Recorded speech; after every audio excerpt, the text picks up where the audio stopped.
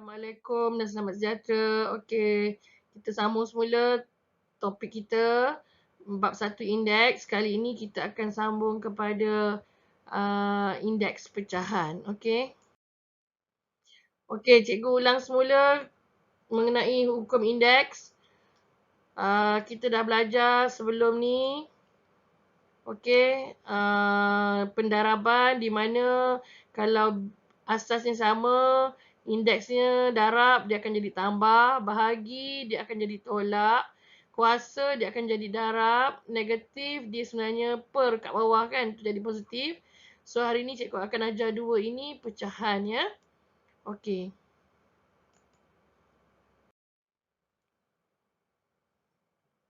So hari ni cikgu nak ajar di mana kita nak belajar bahawa A kuasa 1 per N dia sama juga dengan A kuasa punca kuasa N. Okey. So kalau A kuasa M per N dia akan jadi A punca kuasa N kuasa M. Okey, cikgu nak bagi tahu di sini. So kalau di sini A itu adalah asas. Yang 1 per N ini adalah indeks. So, cikgu nak beritahu, senang saja. Yang 1 ni, yang dekat bahagian atas pecahan ni adalah kuasa, merujuk kepada kuasa. Yang di bawah ni, penyebut ni adalah punca kuasa. So, kalau kita tulis sebenarnya A kuasa 1 punca kuasa N. Macam ni, A kuasa M punca kuasa N. A kuasa 1 punca kuasa N. Sebab itu dia jadi macam ni. A kuasa 1 punca kuasa N. Okey. Sebenarnya, dekat sini dia ada kuasa 1 ya. Tapi kita tak tulis. Kita terus tulis A sahaja. Sebab kuasa 1 dia sama sahaja dengan A kan. Okey. So, kita tulis A kuasa 1 punca kuasa N. Yang ini A kuasa M punca kuasa N. Okey. Kita akan tulis macam tu. A kuasa 1 per N. Okey. Macam tu ya. So, kita lihatkan. Untuk indeks pecahan ni, sama ada dia suruh awak tukarkan sebutan ataupun dia suruh awak hitung nilai. Okey. So, hari ni cikgu nak tunjuk dulu. Sekarang ni cikgu nak tunjuk dulu bagaimana kita nak tukarkan sebutan. Okey. Sekarang arahan dia suruh tukarkan sebutan kepada bentuk A kuasa 1 per N. Ataupun A punca kuasa N. Okey, kita lihat contoh. Okey, 27 kuasa 1 punca kuasa 3. So, kita akan tulis 27 kuasa 1 punca kuasa 3. Okey, next. 36 kuasa 1. Tapi sebenarnya ada kat sini kan, kita tak tulis. Kalau simbol punca kuasa je, dia tak ada nombor apa-apa kat sini, maksudnya punca kuasa 2 ya. So, 36 kuasa 1 per 2. Sebab atas ni kuasa, bawah ni untuk punca kuasa. Okey, sama ada dia tulis ataupun tak tulis. Tak tulis pun maksudnya kuasa 2, kalau tulis pun maksudnya 2 lah. Alright. So, M. So, ini maksudnya M kuasa 1 sebab tak ada nilai apa-apa. Per 4. Okey? Senang saja topik ni. X. Punca kuasa 7.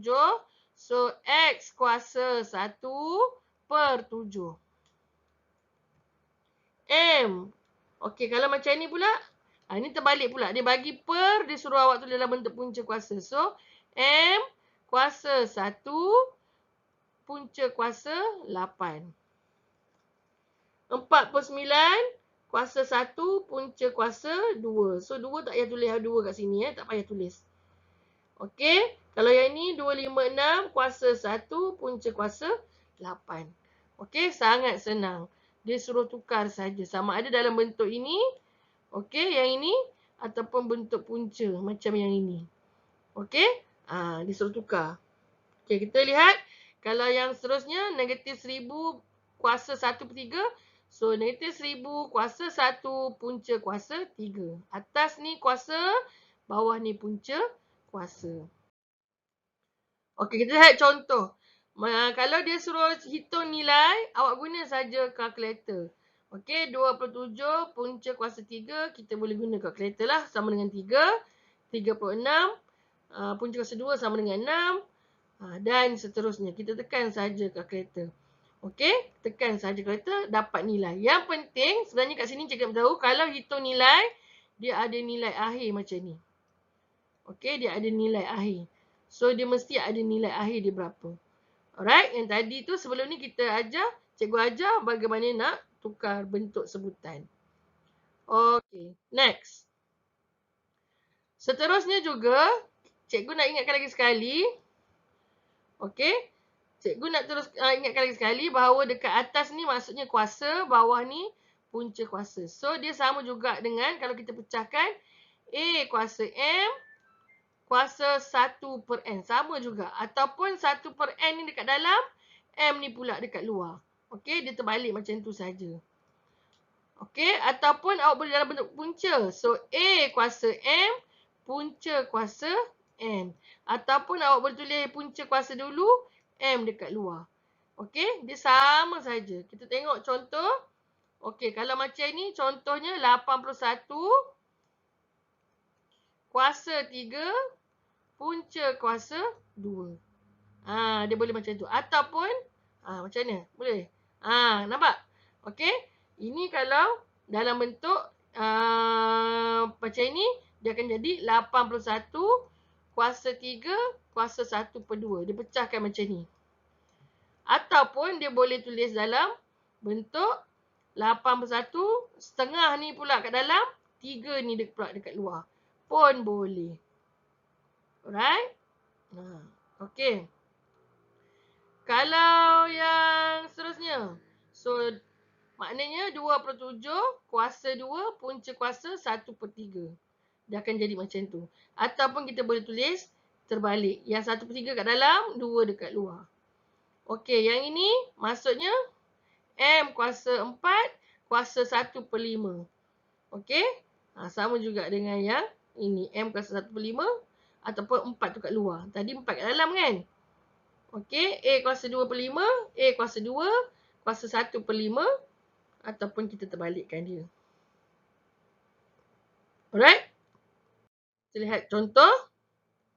Okey, sambungan ini dalam bentuk pecahan pula.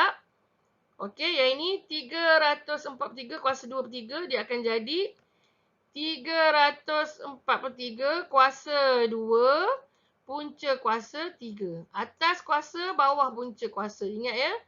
Ataupun kita bertulis dalam kurungan, punca kuasa 3 dulu, 2 tu dekat luar.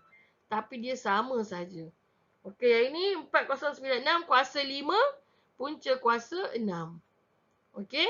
Ataupun kita boleh tulis punca kuasa dulu, kemudian 5 dekat luar. Ada kurungan. Okey, yang ini 4 kuasa 5, punca kuasa 5.